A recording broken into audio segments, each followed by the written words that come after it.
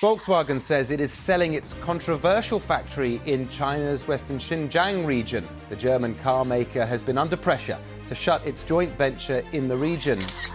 German automaker Volkswagen will exit its controversial plant in China's Xinjiang region. Volkswagen has announced its decision to exit China's Xinjiang region by selling all operations to Shanghai Motor Vehicle Inspection Certification. The German economy has been stagnant for some years, and it is becoming worse. That's what the data shows. Manufacturing has been a particular source of concern, and we have a poor rating in that sector. This is coming mostly from investment goods makers, implying that the slowdown in corporate investment that we have observed for some time is continuing, and that it is now hitting the service sector in terms of manufacturing, such as transport and logistics. Volkswagen is no stranger to problems. Over the years, it has survived storms ranging from scandals to market upheavals, but now the walls are closing in on all sides. What is happening right now is different. A confluence of factors threatens not just its profitability, but also its entire identity as a global automotive leader. What does the United States' financial upheaval portend for its future, and why is Europe, the foundation of its empire, becoming a war for survival? These aren't isolated incidents. Stay with me, because at the end, you'll see how all of these threads link, painting a picture of one of Volkswagen's most important turning points in history. Volkswagen's decision to sell its manufacturing in Xinjiang has left many people with one doubt. Why now? On the surface, it appears straightforward. International scrutiny and reputational harm were significant. Xinjiang has been a hotbed for geopolitical tensions, and Volkswagen's continued presence there puts company in a precarious position with investors and global markets. What if that's only part of the story? Behind-the-scenes rumors claim that the true cause is Volkswagen's challenge to compete in the Chinese market. Volkswagen, once a symbol of foreign domination in China's automotive sector, is now facing an electric car revolution spearheaded by indigenous titans such as BYD and NIO. While active, the Xinjiang facility contributed just a small portion of Volkswagen's total output in China. Cutting connections there was more than just a matter of optics. It was about survival in a market that is leaving traditional automakers behind. But there is a twist. Exiting Xinjiang may be a double-edged sword. While it lowers reputational risk, it also represents a retreat in a market where impression is everything. Will this step make Volkswagen appear principled, or will it exacerbate the perception that it is losing its grip on China entirely? China is not just the world's largest vehicle market, but also the hub of the EV pricing battle. Domestic manufacturers like BYD have turned the tables, delivering cutting-edge technology at costs that Volkswagen cannot match. And it isn't just about cost. Chinese manufacturers have mastered the art of appealing to younger, tech-savvy clients, leaving conventional firms trying to remain relevant. Thomas Schaefer, Volkswagen's CEO, has confessed that the firm is no longer competitive in China. Think about it. One of the world's most renowned manufacturers has officially admitted defeat in its main market. The Xinjiang exodus then involves more than simply geopolitics. It's part of a wider tale about how Volkswagen is losing share in a market it once controlled. But the issues don't stop there. While China moves away, Volkswagen faces uncertainties in another crucial market, the United States.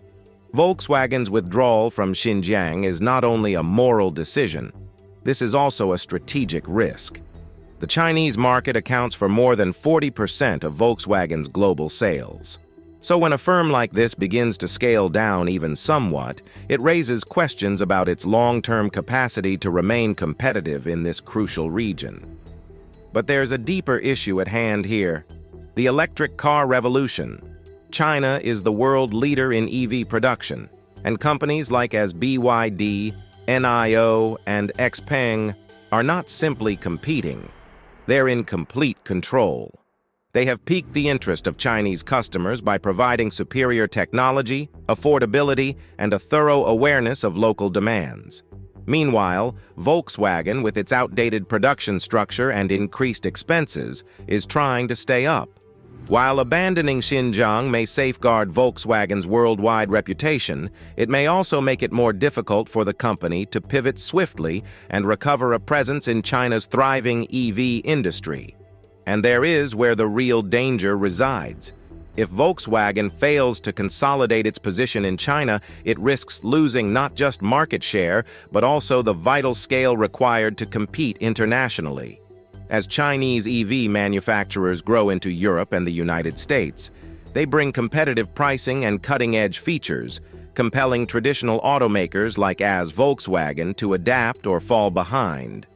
While Volkswagen confronts issues in China, it is also facing a difficult struggle in the United States. It originally thought that this market would be the key to reviving its EV sales. Volkswagen's $7 billion investment in a new EV facility in St. Thomas, Ontario, was meant to mark the beginning of a dramatic recovery. But subsequent events have called such ideas into question. With Donald Trump's return to the White House, Volkswagen might face a slew of new trade regulations aimed at foreign automakers. Trump's previous government imposed tariffs that harmed European automakers, and industry analysts worry that a second term might result in even tighter restrictions. This would put Volkswagen in a difficult position: either absorb greater expenses, which would reduce earnings, or pass those costs on to customers, making its EVs less competitive in an already saturated market. Another hurdle looms in customer perception. In the United States, Tesla is king, and American purchasers have shown a significant affinity for homegrown companies when it comes to electric vehicles. Volkswagen's Dieselgate affair, which occurred years ago, left a mark on its reputation that has yet to erase. Even with new electric models such as the ID.4, Volkswagen has failed to overcome its reputation as an outsider in the American market. If Volkswagen fails to establish itself as a significant player in the U.S. EV market, it risks missing out on one of the most lucrative growth prospects in the coming decade. But the ramifications do not end there. Volkswagen's reliance on international commerce is more than simply a disadvantage in the United States. The consequences can be felt all the way back in Europe. Volkswagen has traditionally considered Europe to be its home soil, where its supremacy has never been challenged. But even here, the fissures are beginning to appear. Rising energy prices, higher emission standards, and greater competition are placing enormous strain on Volkswagen's European operations. This is not just a commercial choice, it is a tectonic upheaval.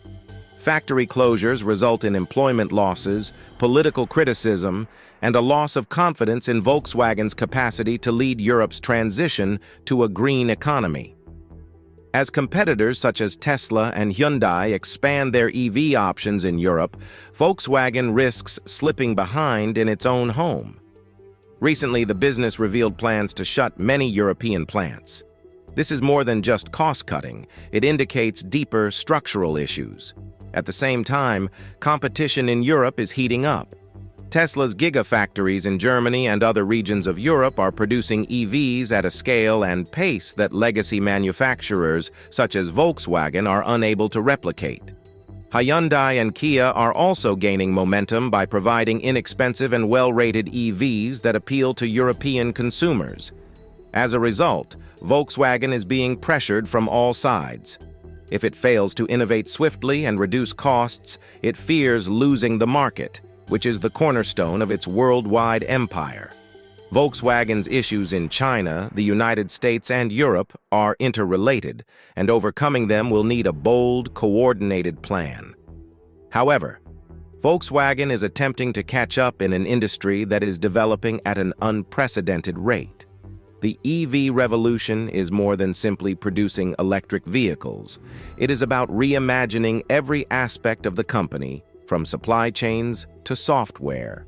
Tesla has set a new benchmark for what people demand from electric vehicles, while Chinese automakers are demonstrating that cost and innovation can coexist. Meanwhile, Volkswagen is still modifying its enormous legacy manufacturing infrastructure to suit the new demands. It's like attempting to turn a cruise ship around in the midst of a hurricane. Possible, but extremely tough. So what are the next steps? 1. Doubles focus on EV innovation. Volkswagen must invest considerably in making its EVs not only competitive, but desired. This entails more than simply increasing range or lowering expenses. It entails developing automobiles that thrill consumers in the same manner as Tesla and BYD do. 2. Improve worldwide partnerships. Whether it's rebuilding connections with SAIC in China or recruiting new partners in the United States, Volkswagen cannot do it alone. Strategic collaborations will be essential for expanding production and accessing new markets. 3. Tend toward sustainability. With global laws tightening, Volkswagen has the potential to establish itself as a pioneer in sustainable manufacturing. This might help it rebuild confidence and recruit environmentally concerned customers, particularly in Europe. 4. Focuses on the consumer. Volkswagen's reputation as a dependable, high-quality brand remains strong. The organization must reconnect with customers by addressing what they value the most. Whether it's cost, cutting-edge technology, or a dedication to ethical behavior, Volkswagen does not have the luxury of time. The automobile industry is changing faster than anybody could have imagined, and the coming years will be key in determining whether Volkswagen stays a worldwide leader or becomes a cautionary story about squandered possibilities. But here's what makes this moment so interesting. Volkswagen has weathered difficult times before, and it has always found a way to emerge stronger. Whether rebuilding after World War II or recovering from Dieselgate, this is a corporation that understands how to fight. The issue is whether it can do it again in an industry that is more competitive and harsh than ever before. Volkswagen's choices in the next months will pave the way for its future.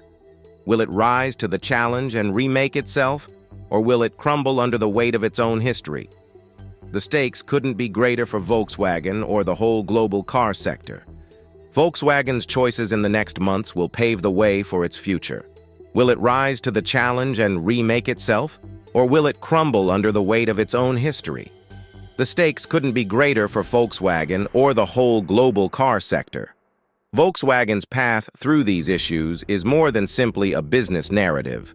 It's a watershed moment for one of the most legendary automakers in history.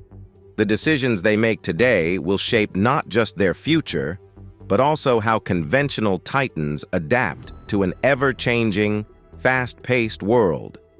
Whether it's competing in China's booming EV market, negotiating political developments in the United States, or preserving supremacy in Europe, every move forward will be keenly monitored. But what happens next? Can Volkswagen actually reinvent itself over time, or will it struggle to stay up with the disruptors altering the industry? There's no denying that the automotive environment is evolving quicker than ever before.